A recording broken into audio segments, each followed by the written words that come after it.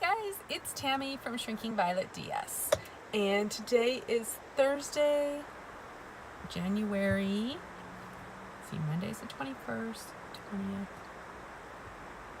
19th, 18th, 17th, January 17th, Thursday. And here are my stats. I had traditional duodenal switch surgery on March 9, 2017 with Dr. Antonio Esquerra at Mexicali Bariatric Clinic in Mexicali, Mexico. I started my pre-op diet on February 19th, 2017 at 260 pounds. I had my surgery, my duodenal switch surgery on March 9, 2017 at 248 pounds. And today I weigh 125 pounds.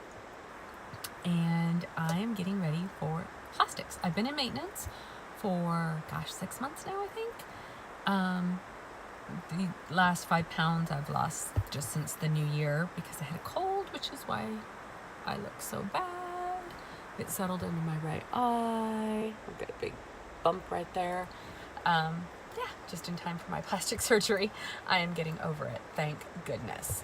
So I've been in maintenance, except for those 5 pounds, for about 6 months, and it's where I'll probably stay.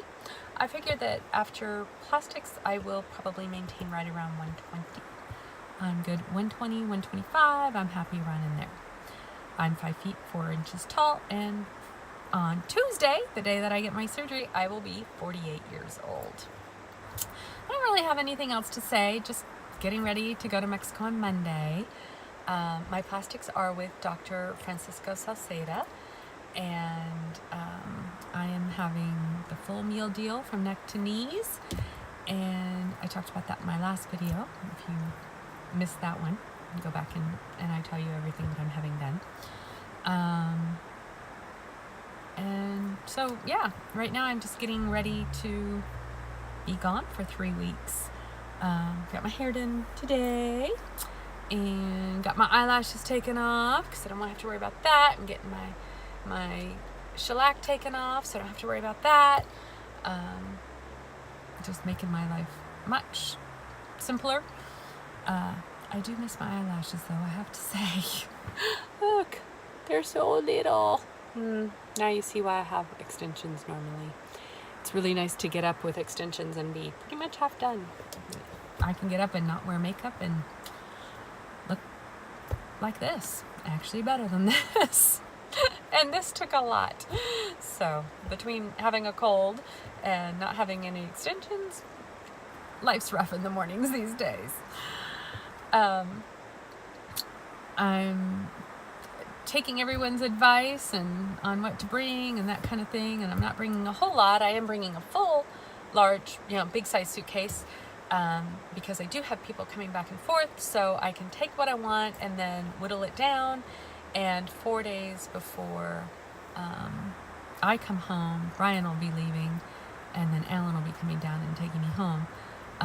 And so I'll have Brian take everything that I have with me except for what I need for those 4 days, and that'll just go in my hand carry, and that'll make life easy on Alan because he'll travel out with a hand carry too, I know it. And that way we don't have to go to the baggage claim in Dallas where we're spending the night in the hotel that's in the terminal. So it'll just be quicker, easier, make life simple. What else? Taking things like a power strip so that I have space to plug everything in. Actually, I'm going to take 2 power strips because we have a suite, so we'll have a bedroom and a living room, and that way we have room for everybody's chargers because I'll have a laptop, an iPad, an iPhone, and then everyone who's with me also will be traveling with a laptop, an iPad, and an iPhone. And then you've got things like earphones that you need to charge and, just all that kind of stuff. So taking a couple of power strips, I think that'll make my life easier. As far as clothes, I have some kaftans that I buy in India that I just love because they're really loose and they're just drawstring, nice and easy. So I'm going to take one of those. And then I ordered some just kind of flowy skirts that go below my knee that are just kind of like cotton jersey material, like t-shirt material that you pull on and have a fold down waist, so they're real easy, big and expandable. And I thought that that's probably what I will lounge around the room in my compression garments, because my compression garments will cover everything on top. And, I'll have the compression garments on the bottom too, but obviously they're backless and crotchless. And with a skirt, it's just so easy not to have to pull anything up and down. And when I am up to going down for breakfast or going to sit outside or something, I can then just put a t-shirt on with that, or a sweater or whatever. So I'm going to do that. I've got a couple dresses for the same reason that button up and down the front, so it'll be easy to get in and out of. Easy to, if I want to have my drains on the outside, while I'm in the room. If I want to wear a dress there, I can put the drains on the outside and put the tubes through the buttonholes in the front. So that'll be nice.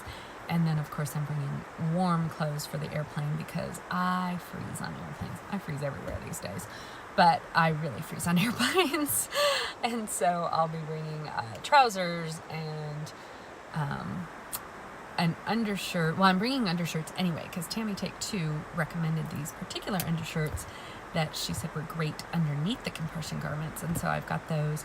And then I always wear just these little tanks, little spaghetti strap tanks. I wear them literally every day, even in the summer, under my clothes, because having that extra layer just keeps me warmer. So I'll be taking some of those as well. So for the plane, I'll have the compression garments, the undershirt, and then a sweater. I'll take a cashmere sweater so that it's warm, and then a wrap and trousers. So I should be toasty on the plane.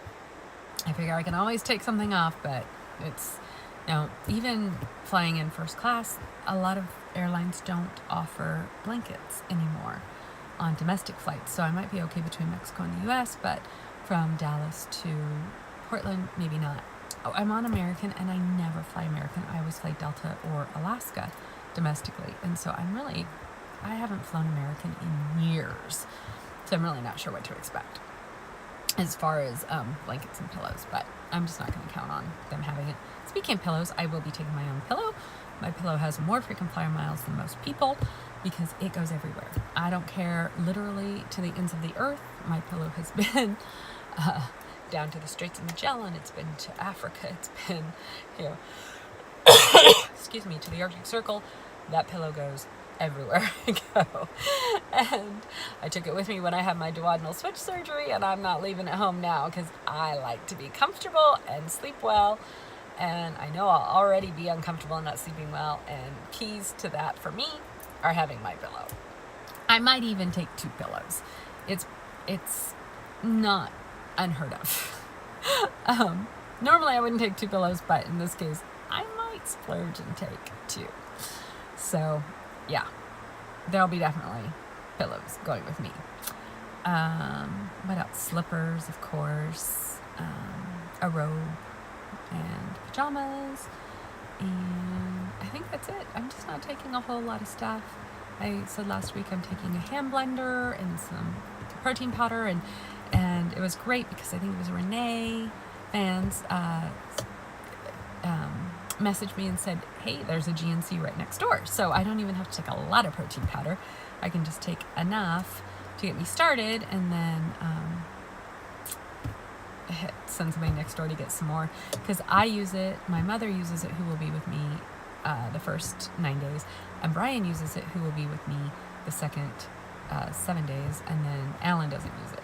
So whatever I have left over, I'll just give to someone else at that point, or bring it home. But yeah, I'll definitely be needing my protein shakes. As much as I eat, and I do eat a lot, I've talked about that with you guys before, I eat like a trucker or a logger. I mean, I just eat a huge amount of food. As much as I eat, I still like to get that extra protein boost from the protein shake, just in case I have a low eating day.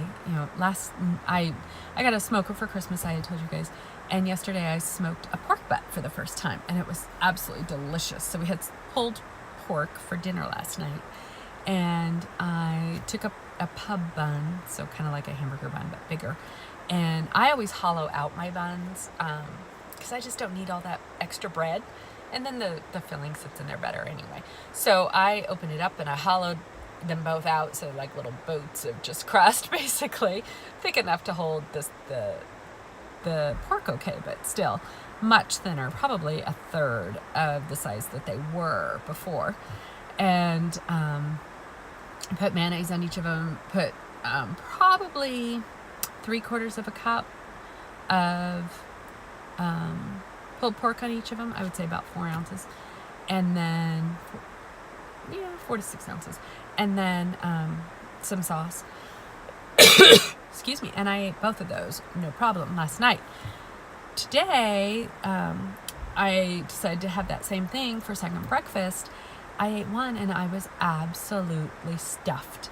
So I just never know if I'm going to be able to get that protein in or not. I did eventually eat the second half, but it took me a long time. So, so I do like having the protein shakes, I have to say. It's something that I can always make myself choke down, if nothing else. When I was really sick with this cold is when I lost my last 5 pounds. And that was because I just was not eating. But I was still making myself drink 3 to 4 Premier Protein shakes a day. So I was still getting my protein, but I wasn't eating.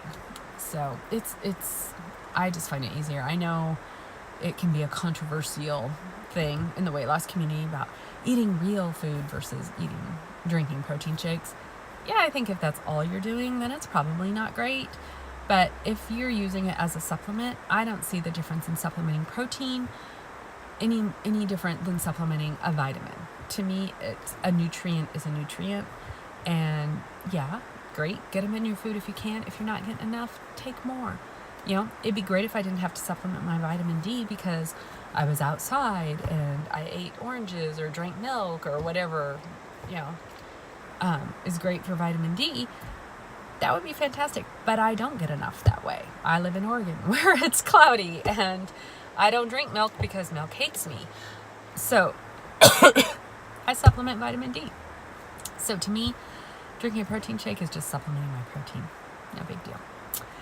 I think that's about it. I really honestly had nothing to say, but I just felt like I should come to you guys one more time. I am going to take before photos and after photos. I'm a little leery of putting those online.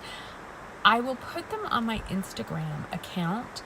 I'm not going to put them on YouTube because my YouTube account is public, but my Instagram account is private.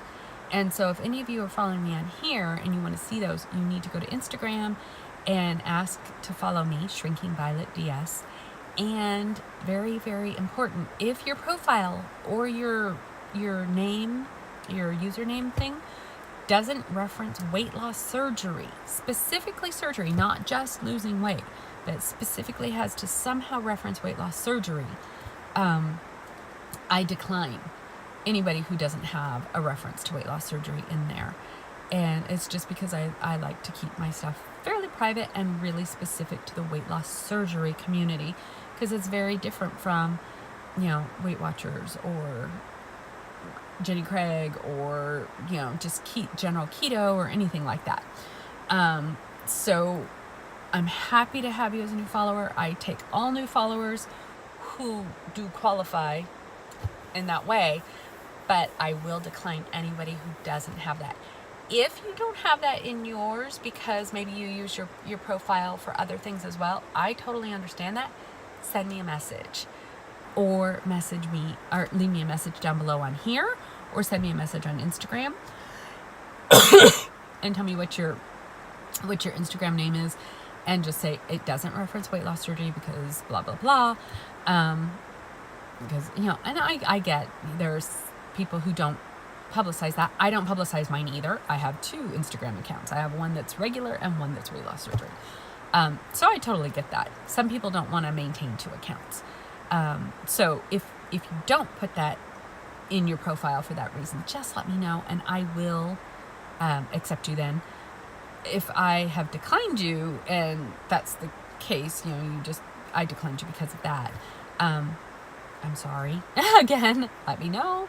and reapply, and I'm happy to take you. I do like that. I love to have, follow new people and have new people following me. I think it's great. I love the interaction, all of it. So everyone is welcome as long as they're weight loss surgery related. So I will do before and after photos on my Instagram account, because I will be naked with, strategic blurring. And I'm not going to put that on here for the entire world to see, or screen cap, or, whatever, using their advertisements for God knows what. But it will be on Instagram. All right, you guys. I think the next time you hear from me, it will be in Mexico. Have a great weekend, and I will talk to you after I'm all tightened up. Bye.